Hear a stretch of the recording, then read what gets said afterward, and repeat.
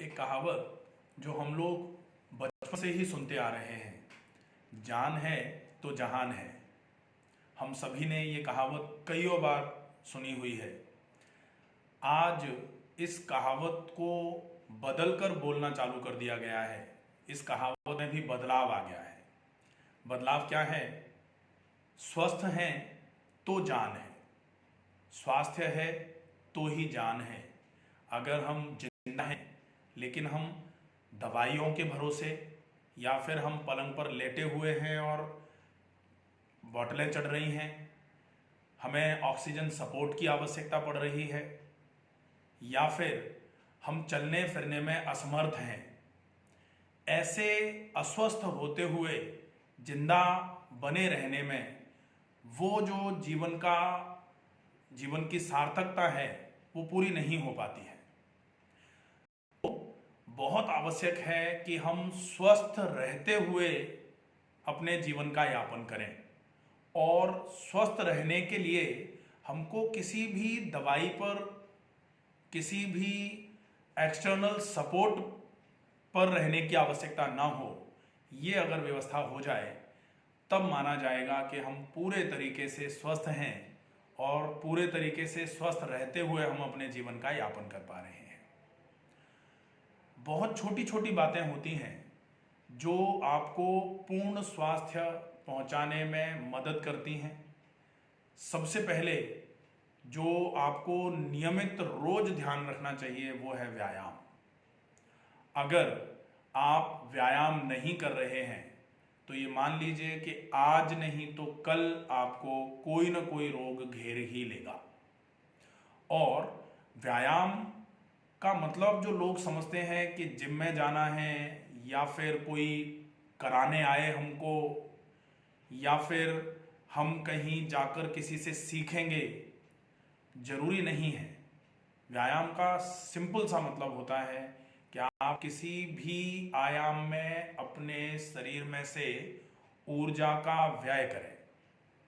अगर आप ऐसा कर लेते हैं तो निश्चित ही वो सारे के सारे आयाम जिसमें आपने ऊर्जा का व्यय करवाया है शरीर से, वो सारे के सारे आपके लिए व्यायाम की श्रेणी में ही रखे जाएंगे। बहुत सारे लोग होते हैं जो सिर्फ सीढ़ी चढ़ना उतरना ही करके अपने शरीर में से ऊर्जा का व्यय कर देते हैं।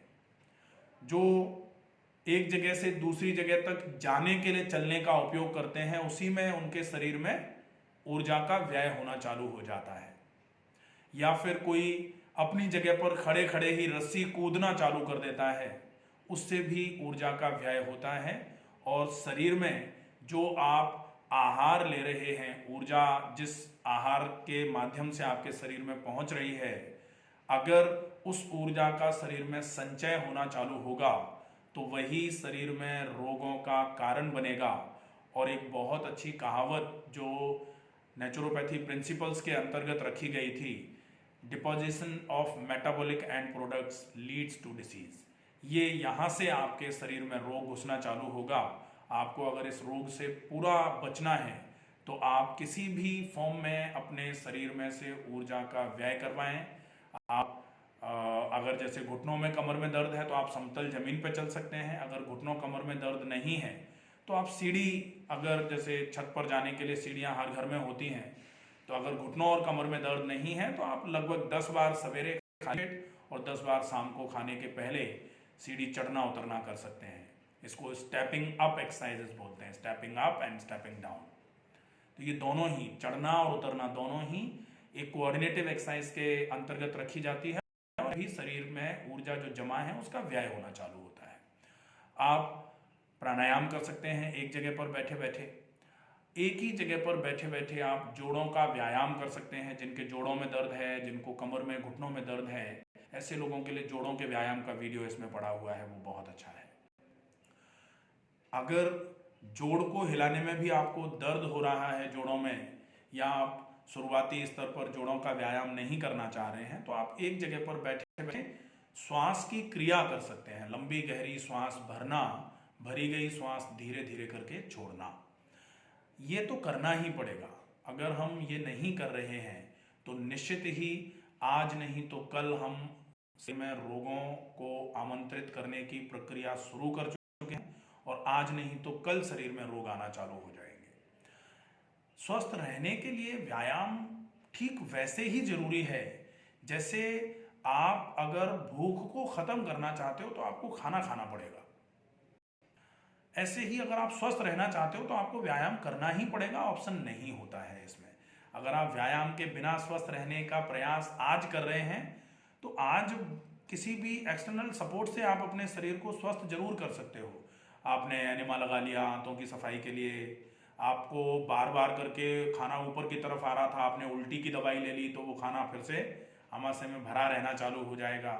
आपके दर्द हो रहा है, आपने दर्द निवारक खा ली। आपको बार बार करके पेट में गैस बन रही है, आप एंटासिड खाए जा रहे हैं, आप गैस को ख़त्म करने वाली गैस निवारक खाए जा रहे हैं। लेकिन अगर आप व्यायाम नहीं कर रहे हैं तो ये दवाइयाँ आपको केवल सिम्टोमेटिक रिलीफ देंगी, परमानेंट रिलीफ इनसे नहीं मिलेगा। तो व्यायाम किसी भी आयाम में ऊर्जा का व्यय ही व्यायाम होता है। तो ये कोई ज़रूरी नहीं है कि जिम बंद थे इसलिए व्यायाम नहीं हो पाया, योगा का क्लास लेने वाला कोई नहीं था इसलिए व्यायाम नहीं हो पाया। ये तो केवल बहाने होते हैं कि योगा कोई ढंग का नहीं करवा पा रहा था इसलिए हम योगा नहीं करते, या फिर जिम लॉकडाउन के चक्कर में बंद थे हम नहीं कर पा रहे थे, हम ट्रैक वॉक के लिए बाहर चूंकि जा नहीं सकते थे इसलिए नहीं जा पा रहे थे। आप ऊर्जा का व्यय करने के लिए बहुत सारे आयाम हैं। आसन है, मैंने हर आसन का एक वीडियो अलग से बना रखा है। आप आसनों का लाभ, आसन की विधि और किस तरीके से आसन को करें कि आसन पूरा लाभ देना चालू कर दे, ये वीडियो है। प्राणायाम का अलग से पूरा का पूरा प्लेलिस्ट पड़ा हुआ है जिसमें आप एक प्राणायाम अच्छे तरीके से कैसे करें कि पूरा लाभ मिले, उसके लिए अलग अलग प्राणायामों का वीडियो है, वो देख सकते हैं। सूर्य नमस्कार का वीडियो है, सूर्य नमस्कार कर सकते हैं। हाउ टू वॉक, टहलना कैसे है, अगर आप ट्रैक वॉक कर सकते हैं तो किस तरीके से करेंगे वो है। आप एक जगह पर खड़े खड़े रस्सी कूदना कर सकते हैं, वो ठीक है। अब आप कहेंगे कि रस्सी नहीं है, तो रस्सी नहीं है तो हम रस्सी को एज्यूम कर सकते हैं, हाथ को इस तरीके से चलाते हुए हम जंपिंग एक्सरसाइज कर सकते हैं, वो भी हमारे लिए रस्सी कूद जैसी ही, रोप स्किपिंग जैसी ही एक्सरसाइज मानी जाएगी। हम अल्टरनेट क्लैपिंग्स जो होती हैं, एक ही जगह पर खड़े खड़े दोनों पैरों को एक्सपेंड करके दोनों हाथ ऊपर की तरफ ताली बजाई, फिर हाथ नीचे ले आए, दोनों पैर मिलाए, ये अल्टरनेट क्लैपिंग होती है। ये भी जिगजैग बोलते हैं इसको, ये भी काफ़ी अच्छा है। इसके अलावा अगर आप ये चाहें कि भाई ये सारा का सारा हमसे नहीं हो पा रहा है तो सबसे बढ़िया तरीका आपके लिए एक होता है कि आप सुरक्षित किसी भी अच्छी सी जगह पर जहाँ पर शुद्ध हवा अच्छी मात्रा में चल रही हो वहाँ बैठें और बैठ करके लंबी गहरी सांस भरना और भरी गई सांस को बहुत धीरे धीरे छोड़ना। अगर आप ये कर लेते हैं तो ये आपके दीर्घ श्वसन की कैटेगरी में आने वाला प्राणायाम है, एक तरीके से महाप्राणायाम बोल सकते हैं इसको। और ये आपके शरीर की एक एक कोशिका तक अच्छी मात्रा में खून और अच्छी मात्रा में ऑक्सीजन पहुंचाने का काम करेगा।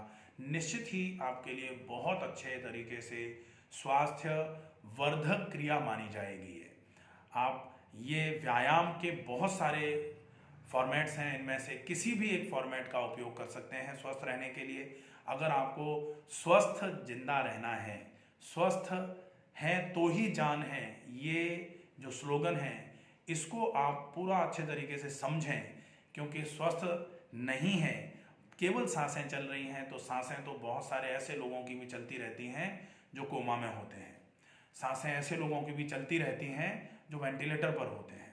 लेकिन वेंटिलेटर पर 2 दिन, 5 दिन, 7 दिन, 10 दिन, 15 दिन तक अगर मजबूरी के वश रहना पड़ जाए वो एक अलग बात होती है।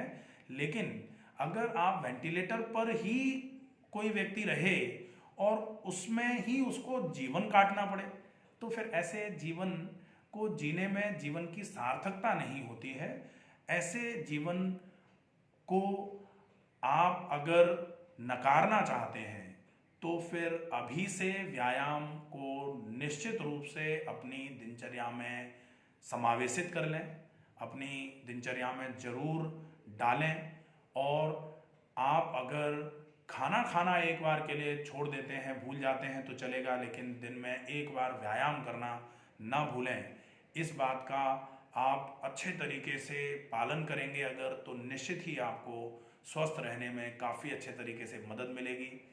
अगर आपको ये वीडियो पसंद आया हो तो ज़्यादा से ज़्यादा लोगों तक व्यायाम की क्या सार्थकता है, इस बात को समझाने के लिए आप इस वीडियो को ज़्यादा से ज़्यादा लोगों तक पहुंचाएं, ताकि ज़्यादा से ज़्यादा लोग व्यायाम की सार्थकता समझें और अपने जीवन में व्यायाम को समायोजित करें और स्वस्थ रहें।